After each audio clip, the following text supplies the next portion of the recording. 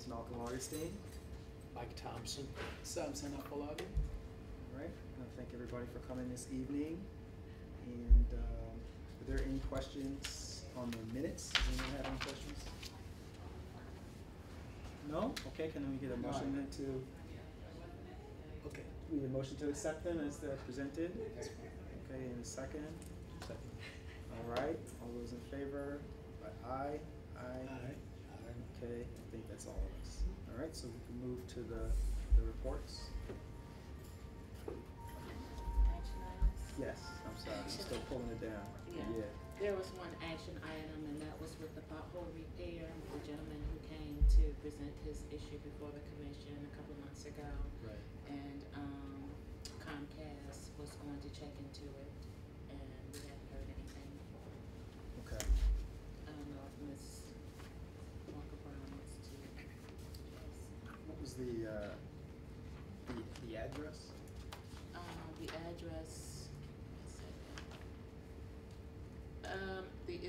the address is the location, right next to Andrews Air Force Base in Upper Marlboro, it's adjacent to Andrews. We don't have the exact address listed here. Right, okay. Good afternoon. Did you just hear what they were asking about? Can you give them a brief background of what the issue? Yeah, pothole repair, Mr. Barry Fulton, presented his issue before the commission a couple of months ago when the ladies from Cameron Grove came. He and about 120 plus businesses is in an area adjacent to, Okay. yeah. When you said pothole, I was trying to Pothole repair, understand. yeah, that's the name of the business. Right, okay. They're in apparently they're in an area that's not serviced by Comcast, and you were going to check into that, and we have an action item to hear from you, the status of that.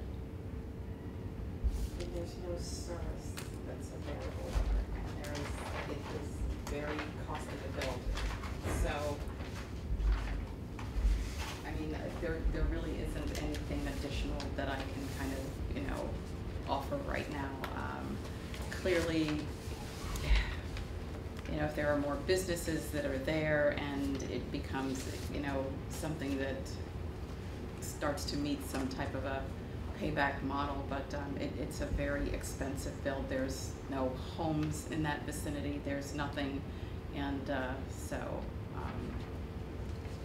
it's not something that we're going to be servicing at this time. Did we share it with Verizon as well? No, we did not. I don't know what's the closest service for fires to that area. I believe that Mr. Forrest's complaint mainly came in against Comcast because he was receiving mailings No, I that understand. was saying, I understand. so. The mailings, though, I'm with you on that, but the mailings, they just go to all the businesses. Sure. So they can't really control that. But I don't think that we did ask the question of how far away Verizon is, though. No, we did not. So we can at least check for the, for them. If we can give you kind of where the area is, and perhaps it'll be something different for you than for Comcast. Sure, we can check. Okay. Hello. Okay, I think that was it for the action items. Does anyone else have any other questions around them? No? All right. Now, so can we get, as I said, sorry, monthly reports. Okay, so we have actually five open items, and the following items are Comcast items. So the first complaint date is 4/2/2014, and the customer's name is Velma Leach. The customer states that each month she receives her bill for a different amount, and Comcast, the customer states that her bill is promptly paid each month. And what she subsequently requested was that Comcast disconnect her service as of April 30. And so that was done, and the call was closed on May 5th. The next complaint date, 4/24, Margaret Hull is the customer. She reports that Comcast rep tried to intimidate her into not seeking legal help. And in case she would seek legal help, he wouldn't speak to Ms. Hull anymore about what was going on with her claim against Comcast. Comcast attempted to contact the customer. They left several messages, and per the customer, she wanted the complaint closed. As of 5/6, it was closed. Okay. Next, 4/28 is the complaint date. The customer is Walter Woodring.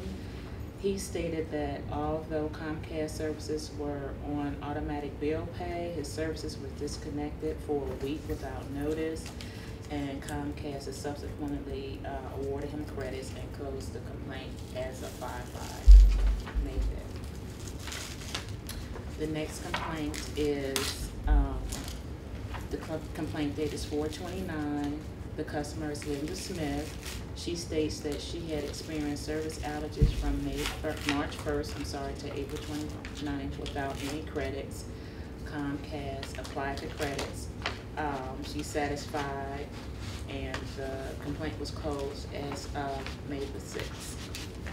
The next one is an outstanding complaint. The complaint date is December 17th, 2013. And this is with Jackie Matheson of Kings Grant Village. There were over 10 Comcast boxes reported damaged in the HOA area.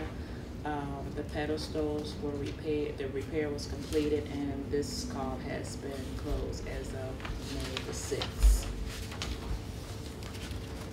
The next complaint, the complaint date is 4/28.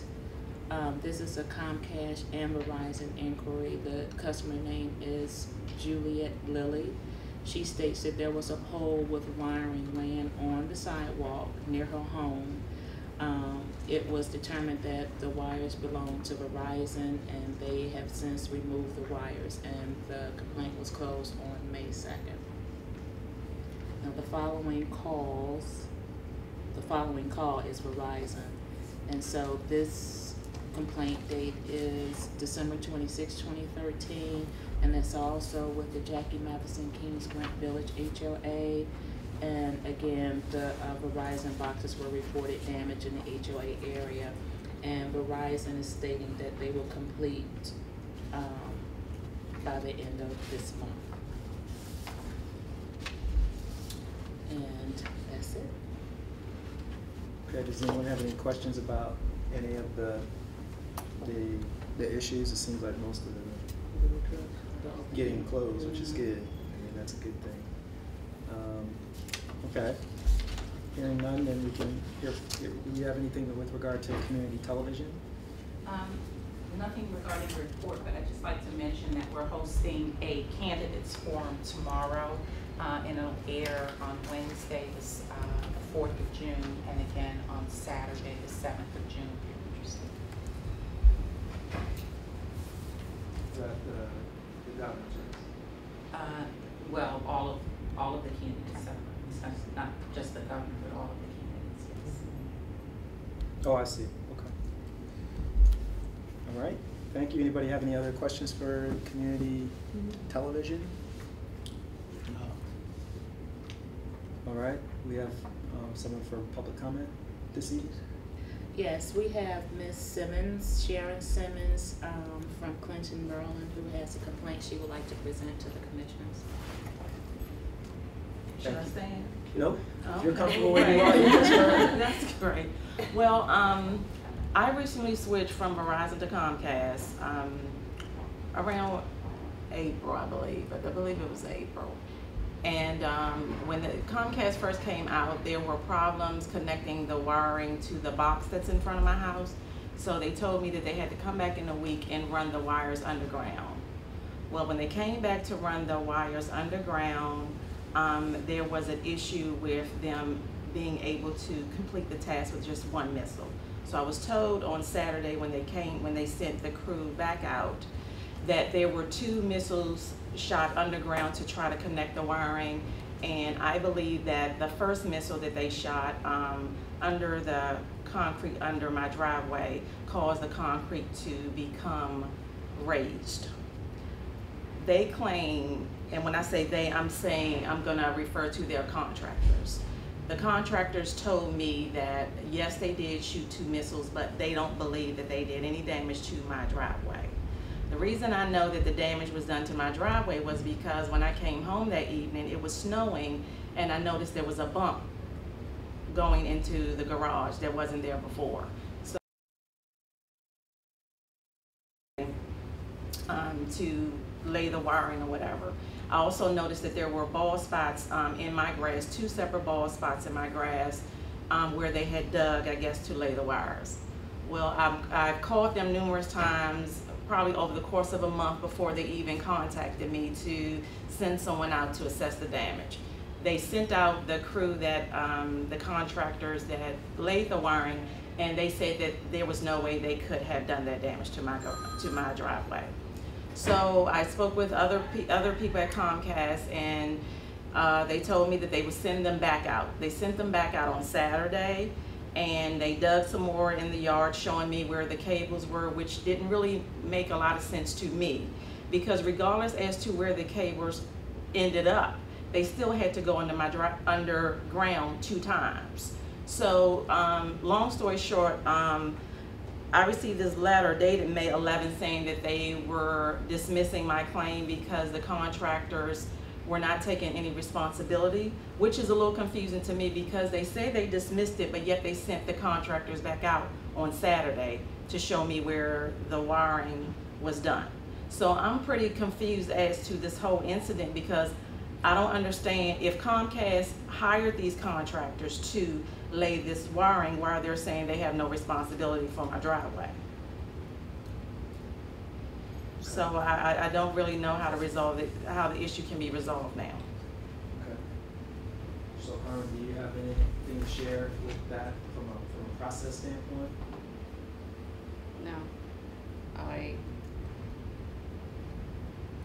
I'm assuming, just because I kind of see the letter, that perhaps this complaint originally went to the commission and then you sent it to the escalations team, and that's how the letter was. No, I mean, The it's just escalation team at Comcast? Yes. No, I dealt with Comcast first, and then that's when I wrote to the commission, and then they started contacting me more then.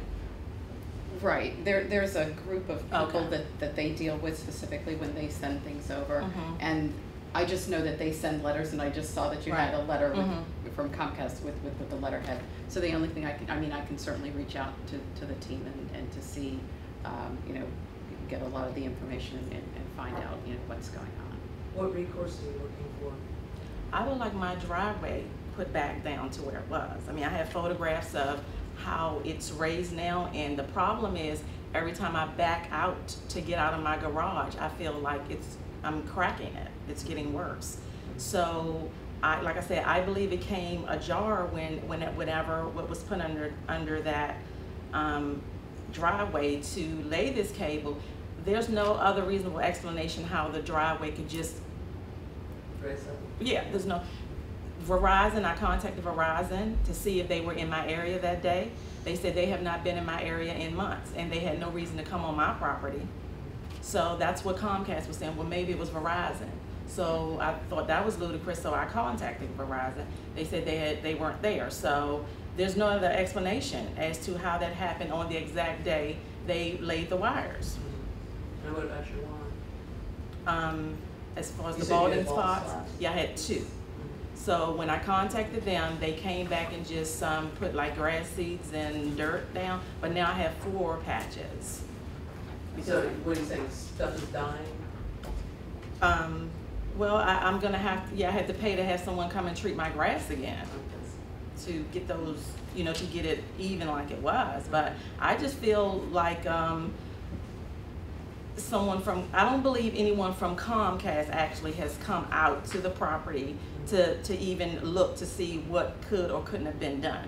They're just saying, well, it's the contractor's liability and they're not accepting liability, so we're pretty much out of it. Do you have any pictures previously of your driveway? No, I do not. I don't have pictures of before the bump, no. And these are the bald spots that you're referring to? Or is Correct. this the drive line? No, that's That's one of the, This one with the bald spots. right. And it's this section here that's now raised, No, the main this is section right or the there. back section? Yeah, right there. You can It's see the Oh, back. I see, It's yeah, right where at the top there's, of the picture. Yeah, you can This is see supposed to be where it's raised, where it's darker. where the grass is Growing. where Right, the grass right, is growing. yeah, because it was like a month and a half before they even had come out to see what the problem was. Okay, so I think that it's in the hands right now of the escalation team. We'll make sure that Carmen has more of the information to be able to at least get a better answer. Right. As far as, you know, the who did what responsibility and things like that. And we'll try to get it resolved. I'm sorry though that, you know, Okay. having to go through getting your car bumped on the way out. If there's anything else that you want or need from us, you know, obviously just let us know, but we definitely will follow up. Well, I I'm would sure like that to Carmen deal will. with someone other than Brian Smith. I think he was very rude, and then in his letter, he referred to me as Miss Long. Right.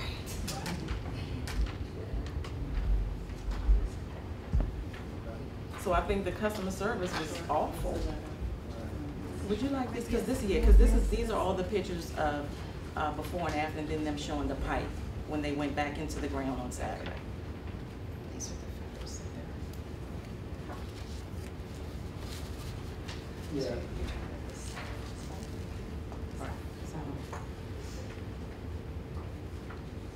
Well, I mean, I'm sure that there are other. Right, right. I'm sure that shows me that there's other people that have problems and they're using that same form letter to just kind of change maybe the first couple of paragraphs.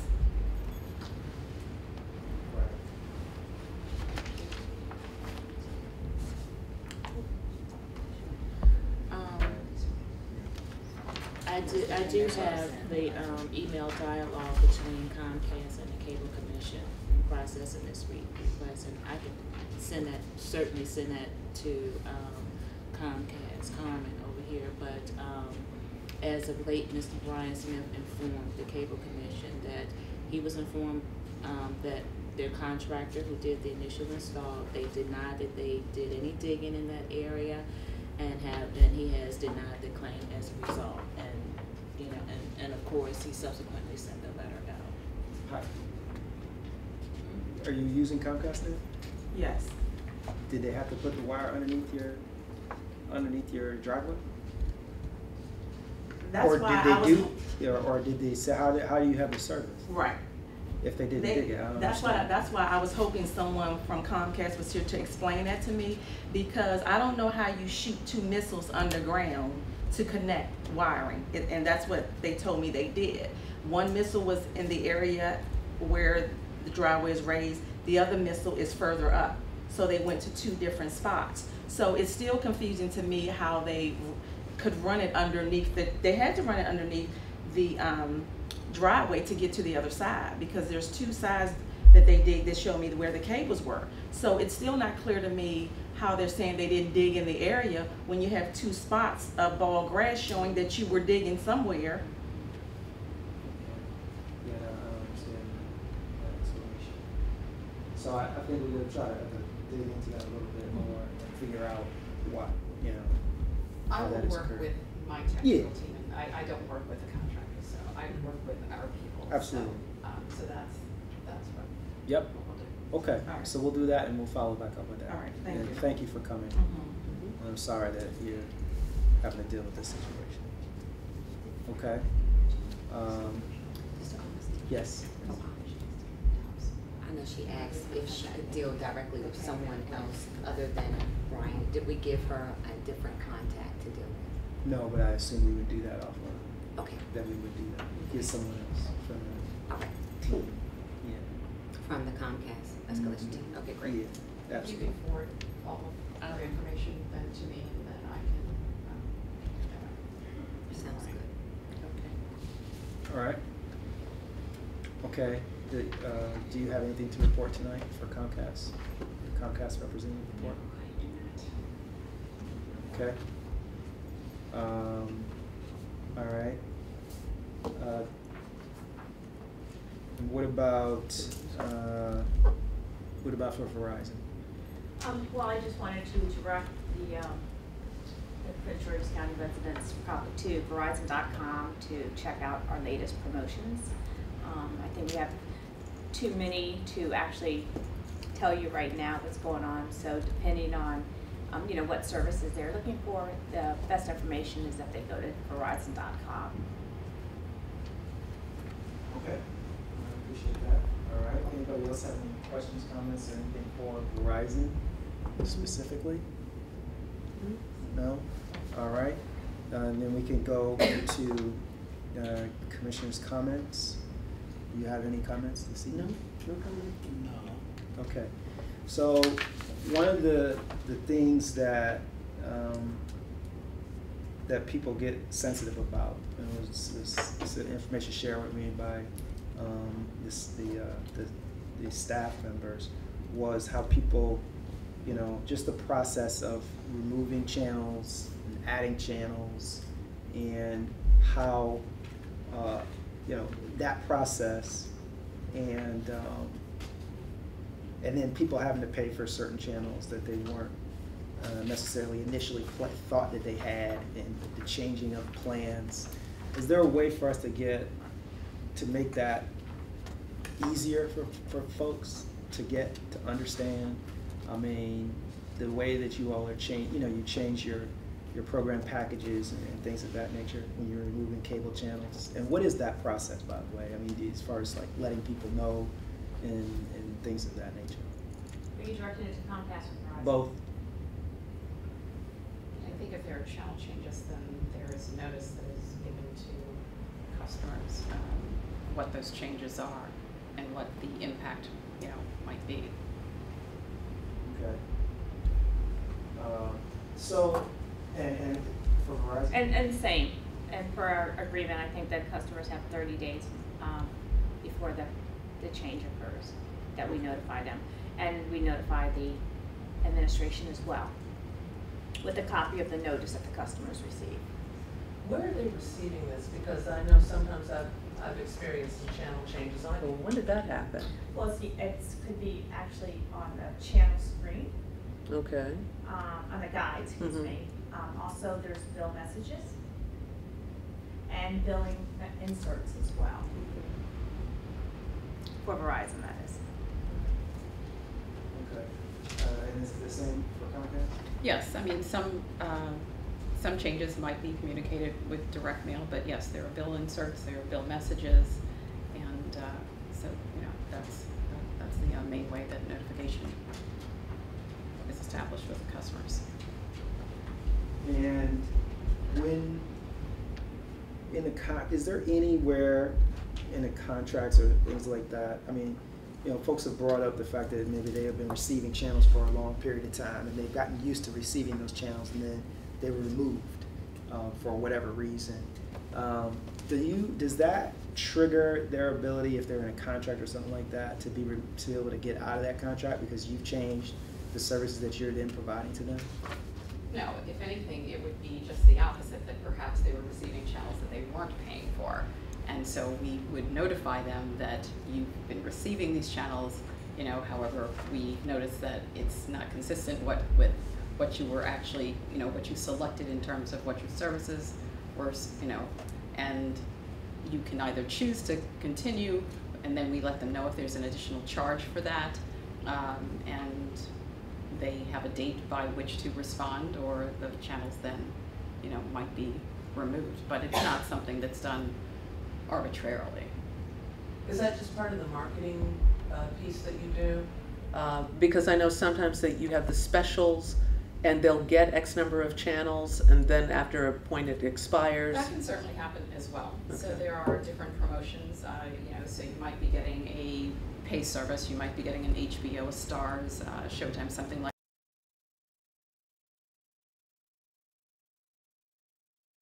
over, then those channels would in fact go away. I guess my concern, and I understand that, I mean, I understand that, but I don't think that's really what we're talking about in this regard. We're talking about, let's say, someone has received a series of channels like you're saying, and you've gone through the process of looking at whatever you're transmitting to folks and determine that you're not receiving subscriber fees or whatever for those particular channels. Isn't that though, I mean, isn't there a period of time after which, I mean, like in everything else, I mean, that's part of in essence, that's a part of their package?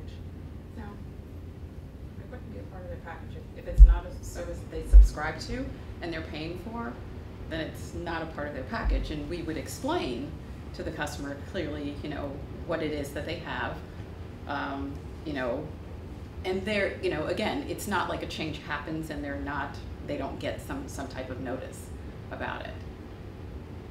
Yeah, But I you know know, that we received things some like concerns. audits, you know, things like audits, you know, happen, and the more that the system becomes a fully and wholly digital system, then you'll have less and less of that. But certainly, you know, you have those issues that were out there with Qualm tuner televisions, and they were able to receive channels without, you know, having a box and paying for a box and things like that. And, you know, when changes like that, of course, happen, then, well, I can't get this anymore unless I then have equipment. But again, those are things that are always communicated to customers. Okay. I mean, I just know that it's a concern of people that they feel like, perhaps they're feeling like that they are, you know, who remembers what their initial set of channels that they agreed to buy. Also, you're asking them also to trust, be quite frank with you, because I don't know what the initial group of channels were that I was paying for example. The 50 channels, I don't remember what those are. I mean, so you really are asking for an amount of trust to then say, well, you're actually not paying for 10 of those channels. Well, what if you had a different deal or something like that, and it was treated differently at the time, and so you were really getting those 50, and you really were paying for. Maybe they were bundled, or maybe they were changed in some other way. No, it's not. It's not those types of changes that are occurring. So it would be just the opposite. It would be more, again, that they were receiving channels that for whatever reason they weren't authorized to receive. And I mean, unfortunately, that's where you have to sometimes then have that dialogue with a representative who's able to explain, you know, these are the services that you are paying for. Perhaps for very little, you know, you might be able to get something where you get far more channels and things that you might be more interested. And this is why I think a lot of times our representatives are much better, you know, in terms of explaining to customers the different offerings and the different packages, and perhaps what they were receiving isn't really exactly what they want, and there might be something different. It might cost them less money. So, you know, oftentimes when people do engage a representative, they're able to get a package that actually better suits their needs and for less money than they're currently paying. Okay. I hear what you're saying about that. I still have not. I still am back to the long-term customer who was getting Comcast Sportsnet from the beginning. I'm just saying that because I like sports, you know. But now all of a sudden, it's just like, you know, when you make a change from something being in the basic service to a premium or to this or to that, that now all of a sudden it's being pulled out of wherever they thought they had. And I guess what I'm sharing with you is that that people don't feel good about that. They don't feel good about if they feel like they've been receiving something for a certain period of time and paying an overall price for a service, just like we all do in our general lives. You know, that then you pull something back out of it when that in essence is what the person's been buying all along. I mean, I'm sure you can understand that.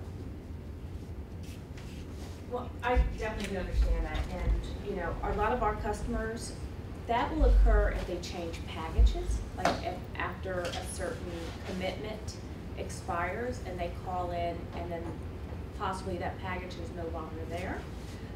And then they, you know, could be called Prime and that package has the lineup is different. But we arbitrarily don't just, take channels without giving them another channel. It's not a reduction in channels for the same price. So, but if you are an existing customer and there are some channel changes, if you don't change your plan, you're like grandfathered in with that plan, and those channels, are still there for you, and you only lose them if you do change your package. But sometimes, in the business world, license agreements are not agreed upon and or mutually agreed upon, and we do remove some channels, but we then do give our customers notification that we no longer have those channels. Can you say that again? I said sometimes with, say, two companies do not have an agreement on what a contract is to carry their channel. Right. Then we don't have a contract, then we will no longer carry that channel. Oh, no, I understand If that happens. I was trying to understand if you were, from a contract standpoint, whether or not an individual who believes that they have a valid contract to receive a certain service and are paying a certain amount for that service. Sure. That is actually a valid contract for them. And you can change it, like you said. I mean, you can change that contract, but I'm just saying you have to share with people that they are getting less, and they are actually getting less for the same amount if you remove certain things. And all that I'm saying is that in that process, and I don't know how their contracts are set up, at least I would hope that someone, if they do have a contract that has a period on it, a time period on it, that you would release them, or at least we should know whether or not you release them if you're going to change and remove things from their package and things of that nature. Do they get that opportunity? No, not currently.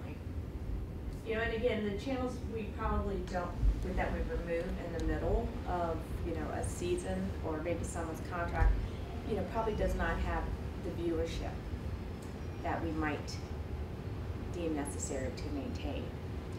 So that viewership was probably a minimal amount, and it impact, a minimal amount of customers as well. Okay. But I mean, it's just something that has been expressed to us, and so I just want to get your take on it, and for us to understand sort of where their business practice is in that regard. So, and obviously you both are doing it the same way, and it doesn't mean that it necessarily feels good on this side. So, that's at least what my comments were for the evening. Does anyone else have anything else? No? I Yeah. do have a quick question, and this goes back well, and then it's keeping on the same topic. I would guess, a while back Mr. Gill was here, and I had some issues with my channel lineup. I tried to find out from the Verizon reps what was it I had initially several years ago when I took out the bundle package, and apparently that's not an easy task. And I'll make the assumption, correct me if I'm wrong, is that because I guess both of you, the packages change so frequently that there's no way that you could have a link, an archive where people could go back and see, okay, if you took out the service in 2009 and your package was, these were the channels that you should have had. Because I'll be honest, I didn't receive anything, so I would have never, again, have no idea what channels I was supposed to be receiving. I could, look online and see you were deleting this or that, but it's like, okay, well, what was I supposed to have in the beginning? Is that primarily the reason why there's not an archive site where you could just say, just because there's so many and so many changes? most likely, I can't tell you that is a definite answer, but most likely that is the reason. And the current channel lineup is online and available to the customers. Archiving every type of package that we have probably, that's why I refer our customers to going online, because we have so many different promotions, so many different packages. It probably would be a great effort to try to maintain all of the channel lineups that our packages offer, our bundles offer. All right, does anyone else have any other comments or questions this evening? No. No? All right. Thank you, everybody, for coming tonight, and we meet again on June the 25th. And I look forward to seeing everyone then. Thank you for coming. Yeah, thank you. Thank you.